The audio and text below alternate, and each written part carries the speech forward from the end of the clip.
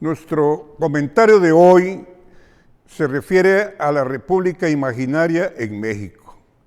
En mi anterior comentario dije que la división de poderes propio de una república jamás ha existido en México, que ningún presidente de la República ha respetado la división de poderes plasmada en nuestra Constitución.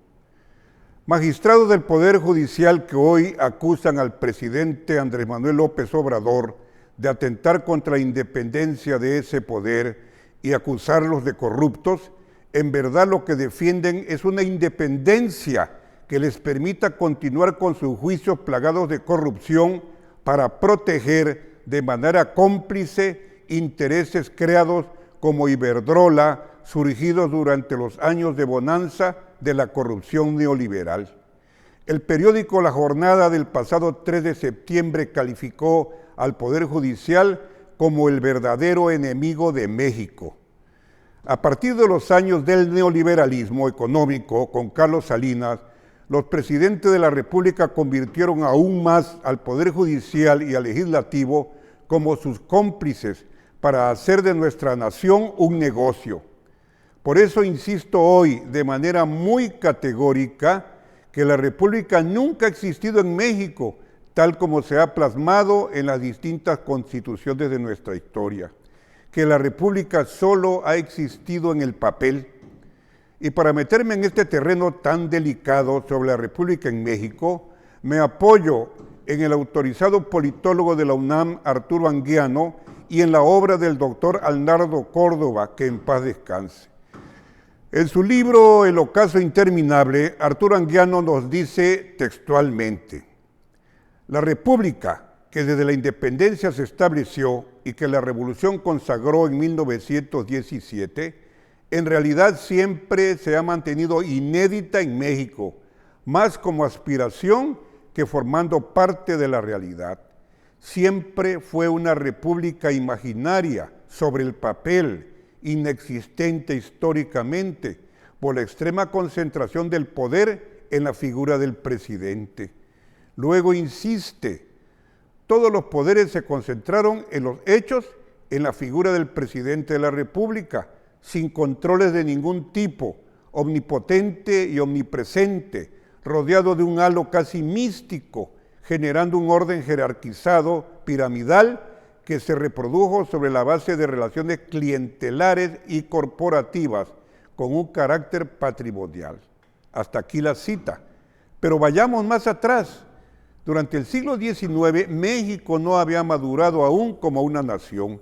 Era un mosaico de regiones aisladas, dominada por caciques regionales, donde cada uno mandaba en su región y hacía caso omiso de un poder nacional que no existía.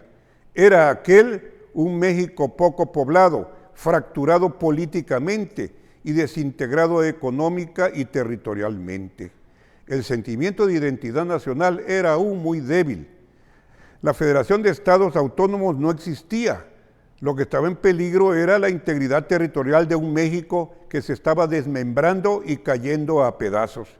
Por eso cuando leo en los libros esa mentira de la República restaurada, me da risa. Ese concepto es falso. No se puede restaurar lo que nunca ha existido. En un México del siglo XIX no podía haber democracia además, cuando el 90% de la población o más no sabía leer ni escribir y no conocían más México que la hacienda o el rancho donde vivían. Las elecciones en los años de Juárez y Díaz fueron un simulacro. Porfirio Díaz logró someter a aquel México bronco y anárquico, a aquellos poderosos caciques regionales que se levantaban en armas por la fuerza, por la vía de la amistad, de los compadrazgos, de las concesiones, de los negocios y favores. Durante el férreo sistema presidencialista y centralizado, el presidente de la República ponía y quitaba gobernadores a su antojo. Salinas quitó a 19 gobernadores, entre ellos a Salvador Neme Castillo. Ningún presidente respetó la autonomía de los estados de la Federación. En esos años el presidente subyugó todo, subsumió poderes y formas republicanas de manera que nada escapaba a su dominio. Nos dice Anguiano, el régimen político presidencial mexicano, avasallador y envolvente, no solo anuló la República y simuló el Estado de Derecho, también falseó la democracia, la que jamás logró desarrollarse en México. Todo ello dio paso a un régimen cerrado y jerarquizado, donde el servilismo y el favoritismo eran y siguen siendo hoy un lubricante con que funciona el sistema, sujeto a la arbitrariedad y al autoritarismo del presidente.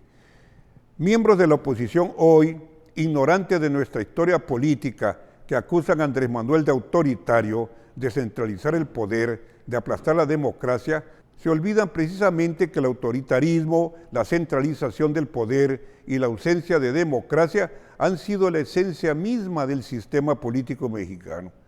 Y además, con la falsedad que les es propia, fingen añorar una vida parlamentaria ideal que jamás ha existido en México.